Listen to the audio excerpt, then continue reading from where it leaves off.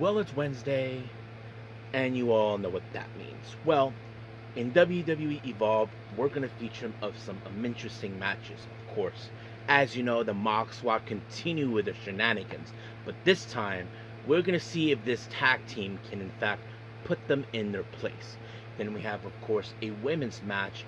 Skylar Ray, of course, making her singles debut against Anya Rune. But the main event, of course, features the Fatal 4-Way match for the Evolve Men's Championship.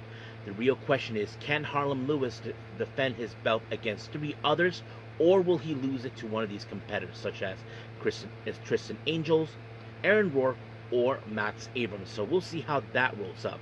However, of course, AEW make their way to Mexico City, to Arena Mexico for Grand Slam Mexico, hosted by, of course, their friends and partners CMLL, with a fantastic 2.5-hour show. We feature, of course, the AEW Trios Belt Championship that the man takes on the so-called the good, the bad, and the ugly, and that sort of thing. But, of course, we have the main event, which is a Mexico City street fight.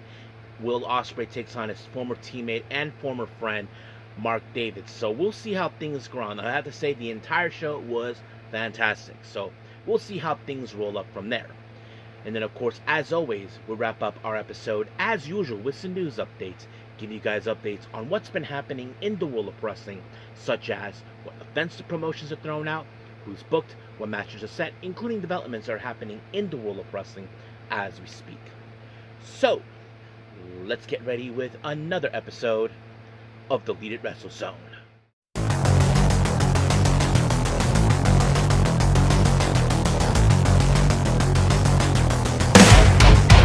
Are you ready?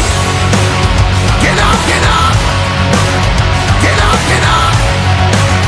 Get up, get up! Get up, get up! Get up, get up! Get up, get up! Hey everyone, welcome to Deleted Wrestle Zone, all things that is pro wrestling with AEW, NXT, New Japan Pro Wrestling, TNA, the National Wrestling Alliance, various promotions, wrestlers, matches, and championships. I am your host, J-Rod here. So, if you are new to the channel, welcome. This is a channel we do a lot of pro wrestling reviews from various promotions, not only here in the United States, but also in Japan, Mexico, Canada, Europe, the UK, anywhere where pro wrestling is not as big, but it continues to grow. We even, of course, do discussion videos, talk about various topics such as the wrestlers themselves, the promotions, factions, storylines, whatever we want to talk about. We even, of course, do more news updates. If certain information was unable to be on this episode, we can either put it on the next one or on a separate video by itself. We even, of course, do some real-time news updates to keep you guys on alert if something has happened in the world of wrestling that needs to be addressed ASAP. We've been, of course, got the Nagi Sayaka Watch and various other cool wrestling content as well. So if you like what you see, please subscribe to us and click on that subscribe button. You'll be getting a lot of daily reviews and other cool wrestling content as well. But if you like this episode, please give us a like on the like button or nice comments in the description down below. Now, enough with the jibber jabbers. Let's get down to business. So, let's begin with WWE Evolve.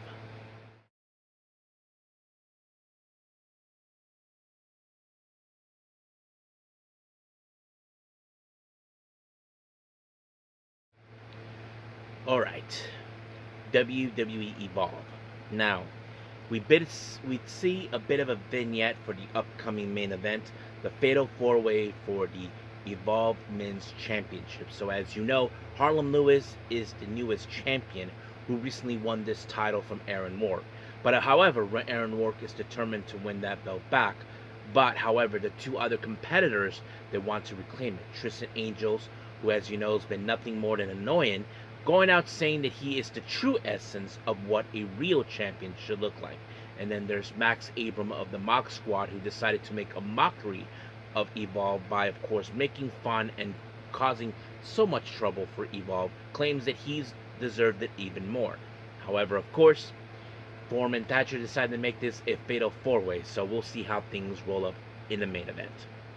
Now, we see the Mog Squad making their way, talking about Max Abrams' main event, claiming that he'll walk away with the match. But however, members like Jabari Ball and of course Santi Rivera will be facing up against the new guys, Victor Sunoff and Shido Ash. Now, as you know, these two guys were recently security guards for Thatcher to ensure that things go smoothly in Evolve. But however, decided to have a match. But the real question is, are these the type of guys the Mog Squad think they can get away from? Well, I have to say, the Mog Squad could try to play their usual dirty tactic thanks to Abrams and CJ Valor being on the outside. But these guys, they showed them they're not here to play games. They're not here to make fun of people. They're here to beat up people that stand in their way. And that's exactly what they did.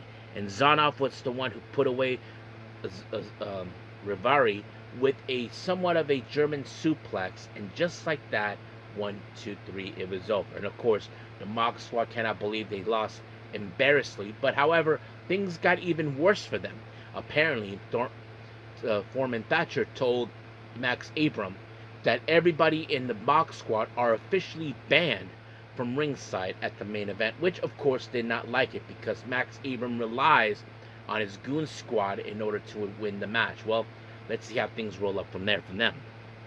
Now, we did see Noam Dar, Romeo Romero talking to Marcus Mathers of the recent situation that's going on.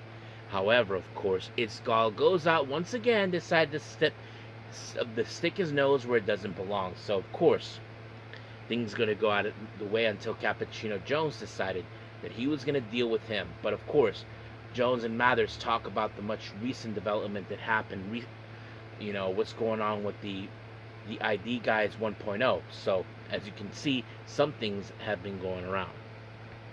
Now, our next match, as you know, Skylar Ray made her official in-ring debut in an 8-woman tag match, which, of course, was the victory team. However, now she is in a singles match against Anya Rune. I have to say, Anya Rune did try to pull up a little bit of improvement, but however, it was Skylar Ray with a frog splash. I'm not sure if that was what it was the deciding factor for her to pick up the win. And then, of course, during the post-match, well, Gianna Capri, who had her fair, tries to tell her, you don't belong here, so she continues to humiliate her badly. Last time she had Mason Holiday and Lily Diggs had her back, but this time she has no one. But if I was Anya Rue, I'd try to get help from other people if you can, or try to get yourself back on track. Well, we'll see how things roll from there. Now, Elijah Holyfield, as you know, had his fair issues with Brooks Jensen. Brooks Jensen cheated his way through and all that. But however, he's calling him out. He's telling him, you're calling yourself a bad man from Alabama, bam, bam. Well, I think of you that you're a coward and you're running from me. So he is going to still go on a hunt for him.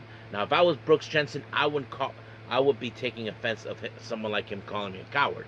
But Jensen could say and argue that he beat him twice, but it wasn't a fair fight from our point of view. So we'll see about that. Now, Foreman Thatcher goes out and announced that Sloan Jacobs will be in action against, forgot who it was, but yes, it will be in in-ring action next week. However, he got a visit from Chaz Starboy Hall saying that he still has his fair issues with Cappuccino Jones and its gall. So he asked, why not make it into a 3-way? So it's going to happen. So let's see how that rolls up. Now, our main event is the Evolve Men's Championship. We have Aaron Rourke, the former champion, versus Tristan Angels, versus Max Abram, versus Harlem Lewis. Now, we all know how this type of thing works. Technically, Harlem Lewis doesn't need to be pinned. If, let's say, for example, Aaron Rourke was able to pin Tristan Angels and won, that will be the deciding factor, but it did not. But of course, I'm sure Aaron Lewis knows that personally because he has dealt with some things like this before, or he knew the scenario, how this will play. But it did not stop him whatsoever. Everything happened. Even Harlem Riggins, we saw him at the VIP lounge watching. So I'm sure he is trying to see who's going to walk out as the champion and hopes he gets his first shot. But in the end, it was in fact Harlem Lewis with the boom slang onto, of course, Max Abram. And just like that, 1, 2, 3, boom, Harlem Lewis retained the championship. However, Of course, Hama Lewis gets in the face of Harley Riggin. Basically, as you probably can guess, he probably will be the next guy to challenge him. But we'll see how things will go from there. So stay tuned for next week. But as of right now, we're done. Let's move on to our last review, AEW Grand Slam Mexico.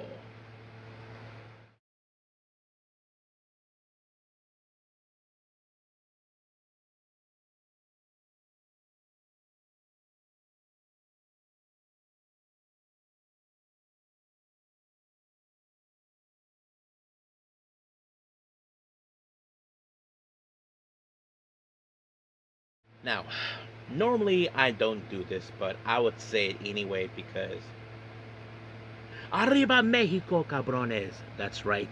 AEW made their way to Mexico City for Arena Mexico. Of course, this is one of their biggest venues in Mexico City, hosted by none other than CMLL. Now, previously they had a show, which is AEW versus CML. I did not witness that, just to be clear. But let's get started with this event. We have an interesting 8-man tag team match. We have the current tag team champions, Adam Copeland and Christian Cage, teaming up with their challengers in All In, the Young Bucks. And this time, they will deal with the Death Riders, consistent of Wheeler Yuta, Daniel Garcia, the Bastard Pack, and of course, the Continental Champion, Jon Moxley. And of course, we cannot forget the ugly problem, Marina Shafir by their sides. Now, of course, we know how they work. They have these usual tactics that would ensure that they win, as always. And of course, Christian, as you know, well, let's just say he stooped up to a level where, well, we didn't expect him to do it. He kicked Marina Shafir right in her lady business, thinking that would work. But however, we did see a bit of a miscommunication coming with, of course, Copeland and the Bucks, and resulted of, what's his name, of Moxley pinning Copeland, and just like that, 1, 2, 3, it's over. However, a part of me would think if somehow Copeland and Christian Cage survive All In against the Bucks, I wouldn't be surprised if Copeland and whoever he chooses would challenge for the AEW Tag Team World Belts. We'll see how that comes about. Now, our next match is the number 1 spot in the Casino Gauntlet in All In for, of course, for a shot of the AEW World Title. We have, of course, Tommaso Ciampa versus Commander and versus, how'd you know, Andrade El Idolo.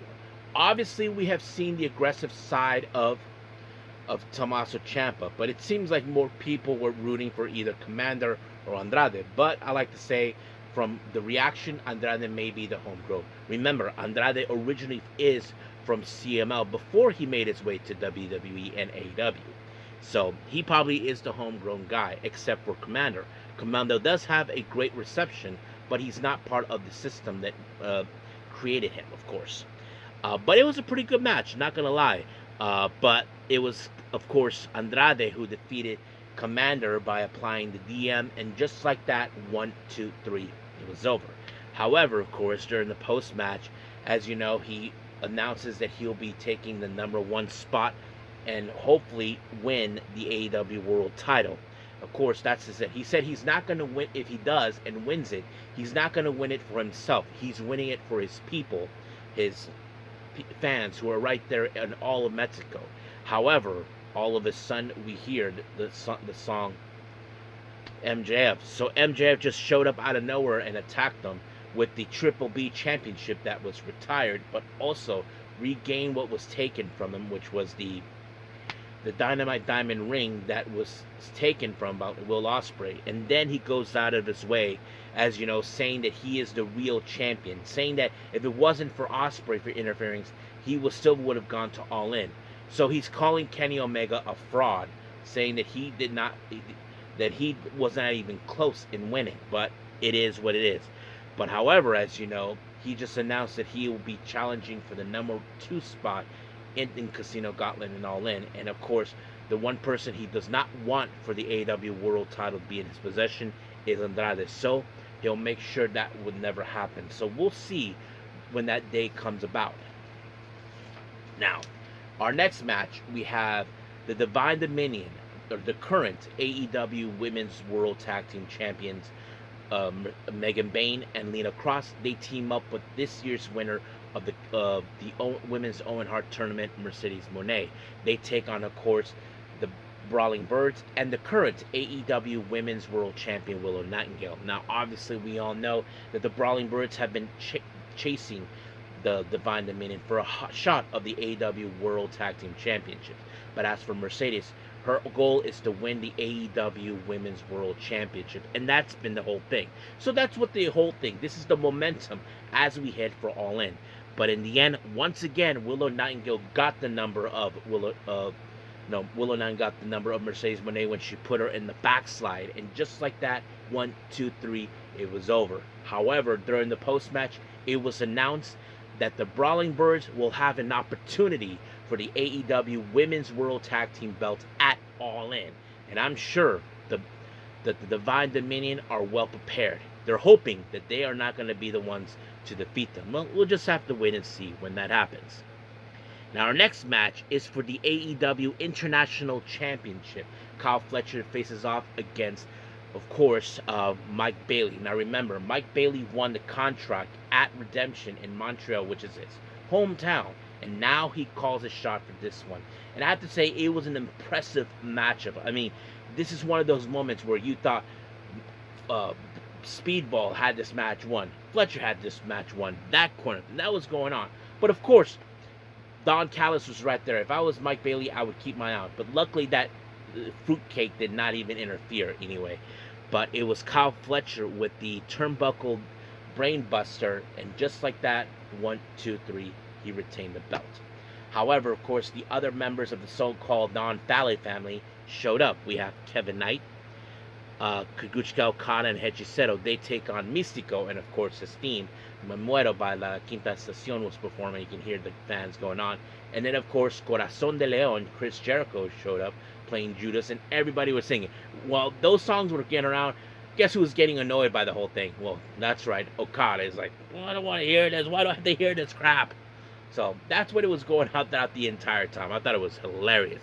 But however, their tag partner is someone who's been targeting Kevin Knight, not just because of the belt, of what he did to him, and that is Darby Allin. So you would have assumed that all the pain and enduring that the Don Callis family tried to put on the Darby Allin, they thought they could defeat him. But luckily it did not. We did see a double submission from Jericho and Místico, while Darby Allin put away Kevin Knight with the coffin drop, and just like that, 1, 2, 3, boom.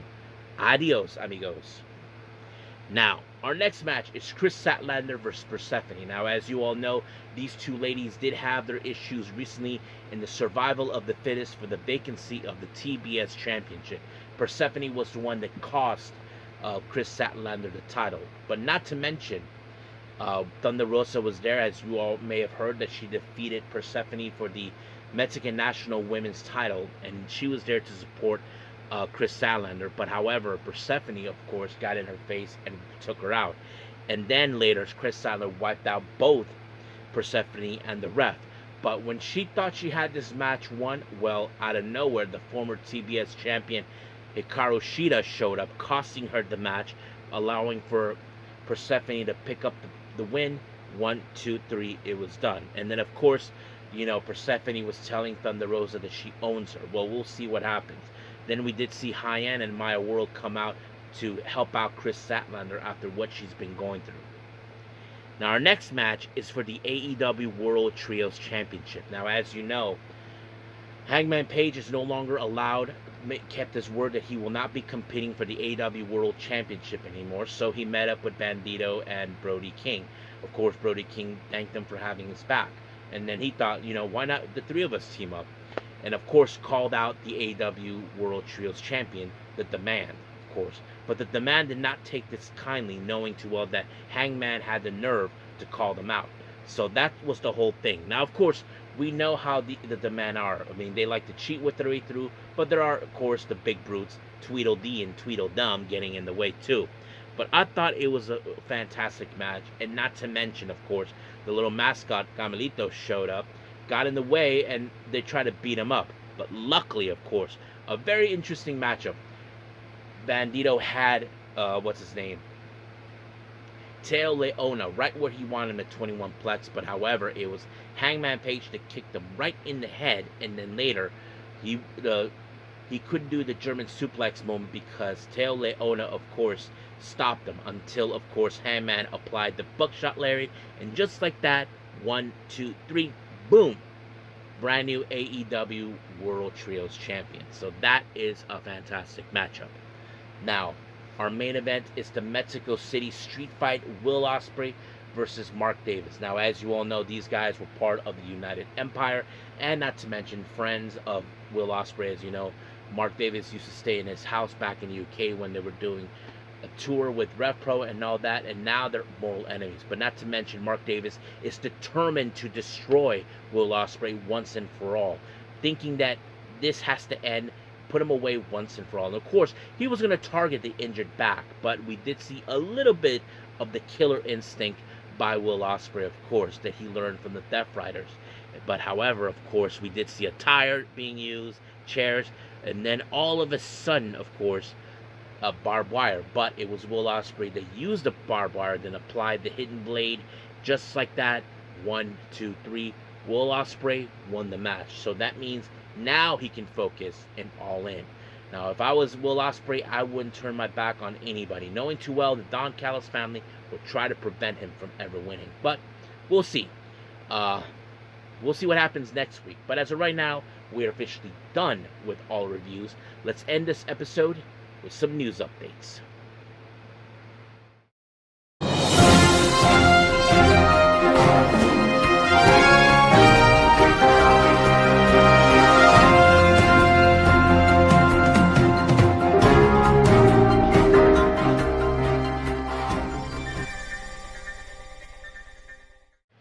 Alright, so welcome to our news update. So let's begin, as always, with upcoming events, starting with GCW. As you know, by the time this video is out, it's going to happen. We have the 20 years of Bad Boy, which is the show for Joey Janela that will happen in Asbury Park.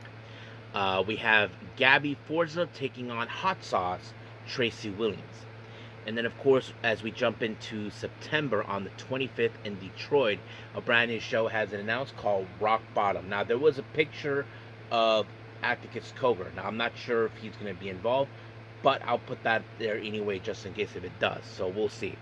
And then, of course, the following day, they'll be making their way to Cincinnati for the Score. They just announced Band of 48, consisting of Atticus Cogar, his brother Otis, and Christian Napier. They'll take on, of course, Unsigned and Don't Care. I heard the name, but I don't know who's involved in that group, just to be honest with you. Now, on this coming Friday in New York City, House of Glory with High Intensity. The House of Glory World Championship will be on the line. The Root of Evolve Evil, Charles Mason, will take on the Mad King, Eddie Kingston. So that's going to be a brutal match.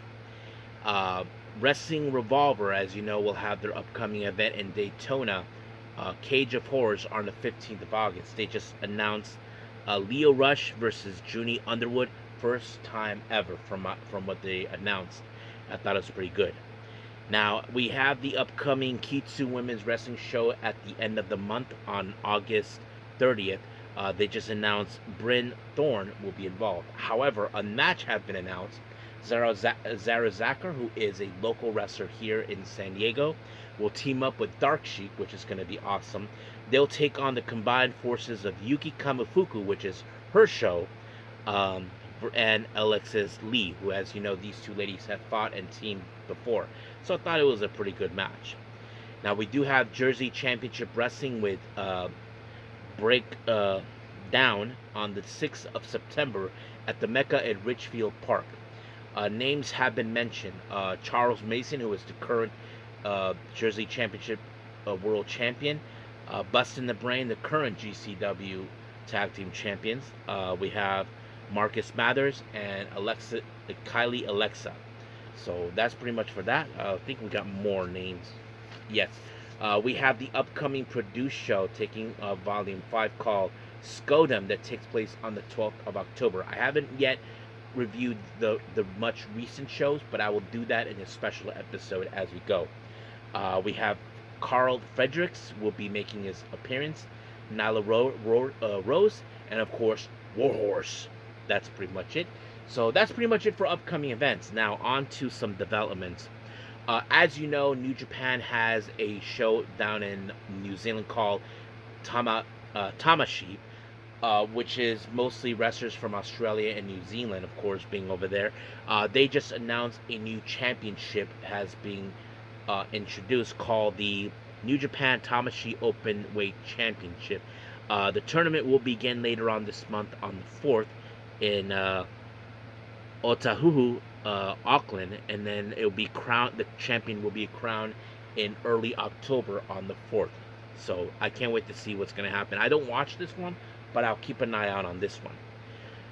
Uhaa Nation, formerly known as Apollo Crewsl, well, he announced that he will be returning to Dragon Gate for this September. Now, before anybody noticed, yes, Apollo Crewsl has been with Dragon Gate before. This is before going to WWE. I looked it up online. He was part of the roster, so I'm sure everybody's going to have a great time seeing him there.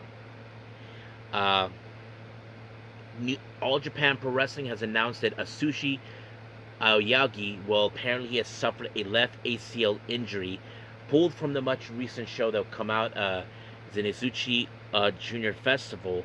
But however, he and Rising Hayato will be relinquishing the All Asian Tag Team Championship, which sucks, but it is what it is. Many of you remember Lady Leigh, who formerly in LFG and Evolve there in WWE, known as Jin Tala. Well, she just announced that she'll be going on excursion to Sendai Girls between September and November. Yes, I have to say this is a great opportunity for her to be with, do something like this. I think she'll learn something from Meiko Satomura. So, for many of you that know this, Millie McKenzie was part of that. She did a great excursion, and she does have close ties with them. So I can't wait to see what she's going to do. Gabby Forza just announced recently that she is now officially signed with TNA. So it's great news to hear about her doing that. Evolution has announced a brand new newcomer named Hikari Shizu, who actually passed the audition and just recently had her debut match against Zones. As you know, Zones is gone, so is Chi-Chi. Now the Evolution are trying to build up new characters, new talent, homegrown for the promotion. And of course, she said that, it was very important for her for this match, but she was disappointed how she lost, but she can't wait to see how much she'll grow, and she has friends to come and support her. So we'll see how things go from here. Now, many of you know this. By the time this video is out, it should already happen. Chanyota, as you all know, is the current women's champion for PP Tokyo. Had a very helpful message to express. As you know, the Japanese venue in Tokyo, Shinjuku FACE, will be closing its doors very soon. And a lot of promotions who've done shows there are very saddened to hear that. However, the promotion she's in, PP Tokyo, will be having their final show in Shinjuku FACE before it closes its doors. But Chanyota is the one person that felt a bit more saddened over this whole thing. She made a statement about this. Let me pull it up for everyone so I can read it to all of you. This is what she had to say. Tomorrow is finally PP Tokyo's last Shinjuku FACE. A professional wrestler named Chanyota was born in Shinjuku FACE, raised in Shinjuku FACE. On the days I was happy, on the days I shed tears of frustration, this place holds countless memories. For me, Shinjuku FACE is a special place unlike any venue. A place where you feel safe and you can call home.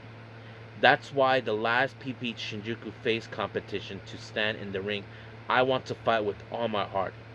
I hit everything I have ever put up. I play a game with no regrets. With the thanks of Shinjuku FACE, we hope to see you tomorrow at the venue, which it probably already happened, but yes, it really is a heartwarming. She has been raised there. We have seen her countless times in those in Shinjuku FACE with many matches. And it is going to be sad that the place that she calls home will be closing its doors. So I'm sure she'll build new memories, but I have to say this will be the best memory she would put up. I mean, I think the best memory by my far for her would be when she won the championship, the becoming the first ever women's champion there. But yes, but we'll see. If I do have a chance to see that show, which will happening soon, I'll be reviewing it. If not, I apologize. I'll probably do that at another time because they do have a YouTube channel, but later they removed the show and put it up to, part of their membership. So yeah. So I think that's pretty much it. So let's call it a day. Well, I hope everybody enjoys this episode. Coming up now, as you know, we normally have TNA and Ring of Honor, so that mostly will be a priority. But if I said recently about PP Tokyo, where their last Shinjuku FACE show will take place, if I do see it, I really will do it, because this is an important show for them. It's the last time they will be there, but this is something I definitely would love to watch. So we'll see how things go from there. But for right now, the priority is Ring of Honor and TNA. But if I do have a chance with PP Tokyo, I'll do it. However, I will put this out right now. This Friday, I will not be reviewing any event to upload on Saturday because of certain things in my personal life. Basically, I'm going back to work, and it's going to cause a problem. But however, I will be, of course, reviewing the much recent shows from the 5-Star Grand Prix by Stardom and the G1, part of the special episode that I will be releasing. Now, I have recorded some events, but I will be releasing it on a separate. I may cut it in pieces, like 2 or 3 of them at least. That's the official plan. I will be doing a separate video from this in order to keep you guys updated on what's been happening. So stay tuned for more. But as of right now, I will say this, that I will see you guys in the next DWZ time. Same DWZ channel. I must bid all of you adieu. So, goodbye. And have a nice day. Bang.